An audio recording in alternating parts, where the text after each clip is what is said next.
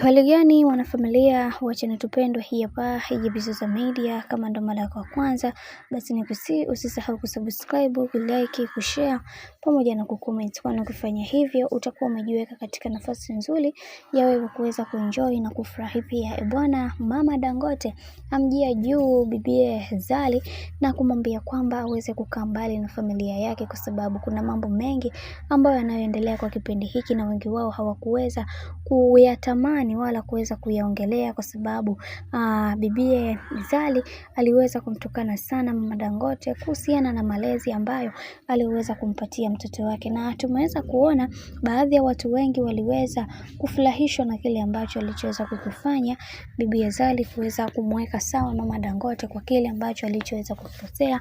Lakini pia tumeweza kuona baadhi ya watu wengi wameweza kumpongeza sana na kumwambia kwamba yampaswa kuweza kuhakikisha kila kitu kinakwenda kuwa sawa, na kila wakati mambo yanazidi kuharibika na kila siku mambo yanazidi kuwa si mambo. Na leo hii tumeweza kuona baadhi ya watu wengi wameweza kuongea mambo mengi ambayo yaliwafanya watu wengine waweze kuenjoy na kufurahi pia. Sasa unaambiwa Mama Dangote baada ya kuweza kuona bibie Zari anataka kuendelea kumpanda, basi ndipo alipoweza kuamua kufanya maamuzi magumu ya kumwambia kwamba asije akakanyaga nyumbani kwake, kwa sababu yeye amekuwa moja kati ya mtu ambaye si mtu mzuri na anatamani kuweza kuona mtoto wake akididimia katika maisha. Na ndio maana mara kibao alikuwa anamwambia Diamond Platnumz kwamba Zari si mwanamke sahihi kwako, lakini aliweza kushukuru kwa yale ambayo aliyoweza kuyafanya bwana mkubwa Diamond Platnumz,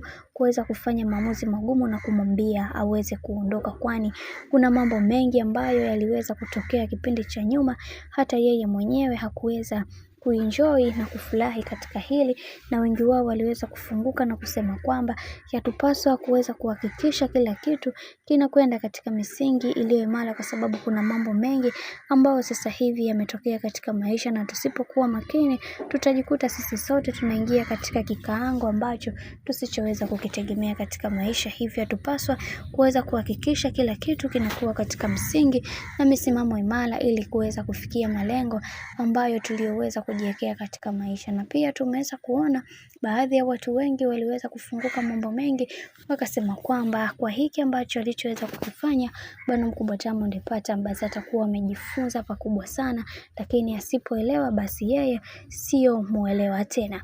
Bwana, mambo ni mengi sana kuhusiana na hili sakata zima, lakini mimi wacha nikukumbushe kitu kimoja. Kama ndo mara ya kwanza kufuatilia channel tupendwa hii hapa ya Bizoza Media, basi usisahau kusubscribe, kulike, kushare pamoja na kucomment. Mimi sina la ziada, wacha nikutakie siku njema na kazi njema.